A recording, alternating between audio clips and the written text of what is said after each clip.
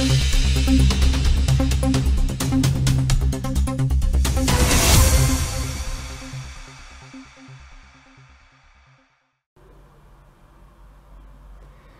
Berita kembali hadir di hadapan Anda dengan berita yang terkini, aktual, dan terpercaya. Bersama saya Sawabul Khoir dan rekan saya Gladys Rahma Pratiwi yang telah merangkum informasi untuk Anda pada hari ini. Pemirsa, BBM dengan sulfur tinggi menjadi penyebab salah satu penyumbang emisi karbon di Indonesia. Kabarnya, Indonesia akan memiliki jenis BBM yang rendah sulfur, sebab BBM jenis ini merupakan salah satu upaya pemerintah untuk mengurangi emisi yang menjadi pemicu kenaikan suhu pemanasan global. Indonesia sendiri menargetkan pengurangan emisi karbon menjadi 32% atau setara 912 juta ton CO2 pada tahun 2030. Langkah ini menjadi salah satu upaya pemerintah untuk mencapai target nol emisi atau net zero emission pada tahun 2060. BBM jenis ini akan diluncurkan secara bertahap mulai dari wilayah DKI Jakarta. Dan saat ini, pemerintah sudah membuat peta pendistribusian BBM rendah sulfur untuk seluruh Indonesia. Apa pendapat Kakak tentang peluncuran BBM rendah sulfur ini yang di Jakarta kita? Seharusnya kalau misalkan BBM itu rendah polusi, ya harusnya bagus lah, mengurangi polusi-polusi yang sekarang ada banyak di Jakarta. Itu aja. Menurut pendapat gue ya, mungkin ada beberapa tantangan seperti biaya produksi, tapi menurut gue tentang peluncuran BBM rendah sulfur ini bagus sih untuk lingkungan di Jakarta dan untuk mengurangi polusi udara ini menurut gue oke sih. Pendapat aku sih kalau peluncuran BBM rendah sulfur tuh sebenarnya kan sulfur tuh kayak menambah emisi di udara kan ya, kayak polusi udara begitu. Nah kalau rendah emisi jadi kayak mengurangi emisi yang rendah sulfur tuh kayak emisinya mengurangi emisi yang ada di udara. Jadi kayak menurut saya tuh kayak bagus gitu, kayak lebih baik kebijakannya. Terus ada nggak sih kekhawatiran tentang peluncuran BBM rendah sulfur ini?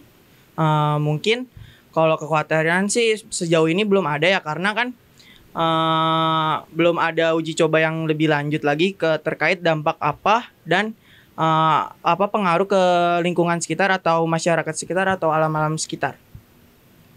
Kekhawatiran nggak ada ya, harusnya kalau misalkan itu mengurangi polusi ya malah bagus ya sih, kalau daripada untuk BBM yang sekarang yang tinggi polusi. Harusnya nggak ada kekhawatiran apa-apa sih, harusnya kalau misalnya itu lebih bagus. Menurut gua yang gua khawatirin ya takutnya harga BBM-nya tuh lebih mahal gitu loh. Tapi buat pemerintah sebaiknya jangan menghapus atau menghilangkan BBM yang sebelumnya. Karena ya bagi warga yang tidak mampu itu sangat berguna banget sih. Apakah Kakak percaya dengan adanya BBM rendah sulfur ini akan mengurangi polusi Jakarta? Menurut gua percaya sih untuk mengurangi, tapi kalau untuk menghilangkan enggak. Karena ya kita bisa dilihat dari setiap tahunnya di Jakarta itu jumlah kendaraan semakin meningkat. Menurut gue ya udah kita lihat beberapa tahun ke depan aja apakah itu bakal terjadi atau enggak. Kalau menurut saya sih belum percaya 100% ya, karena melihat lagi kalau kendaraan bermotor kayak mobil, sepeda motor tuh semakin banyak setiap harinya.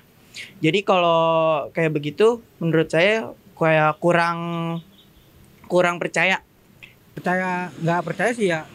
So, kalau percaya ya, kalau tadi kalau misalkan memang betul itu mengurangi polusi ya harusnya percaya bagus. Cuman nggak percaya kalau misalkan masyarakatnya masih banyak yang nggak pakai ya percuma, nggak akan ada efeknya apa-apa. Itu sih paling. Ya, kita beralih ke informasi berikutnya.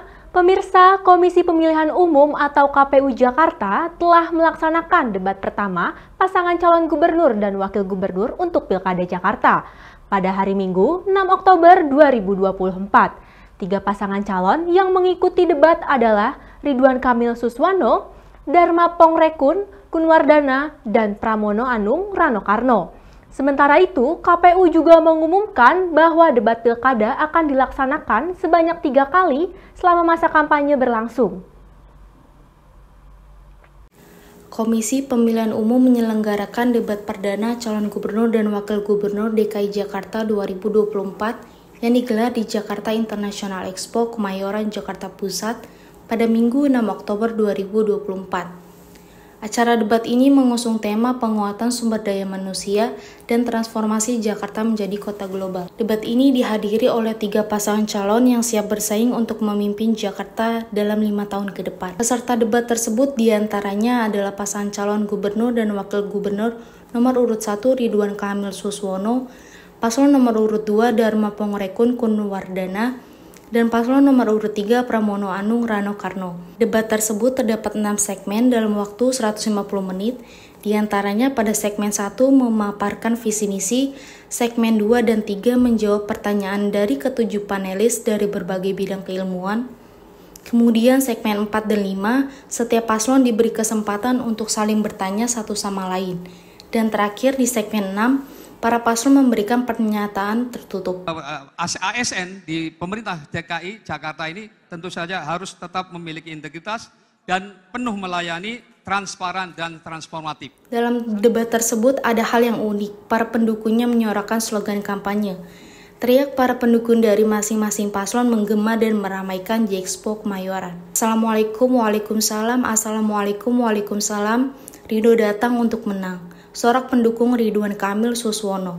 Kun fayakun, kun fayakun, kun fayakun. Sorak pendukung yang memakai kaos hitam bertuliskan Jakartaku aman, slogan untuk Dharma Kun. Terakhir, pendukung Pramono Anung dan Rano Karno juga tidak mau kalah. Ketika jagoan mereka dipanggil ke atas, pasukan oranye ini juga meneriakan yel-yel mereka. Jakarta menyala, Jakarta menyala. Sorak pendukung Pramono Rano.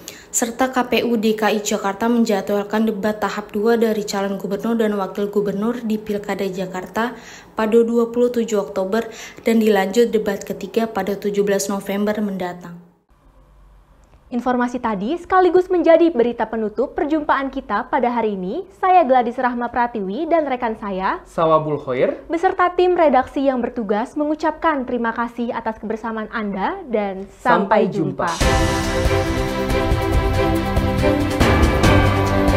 Thank you.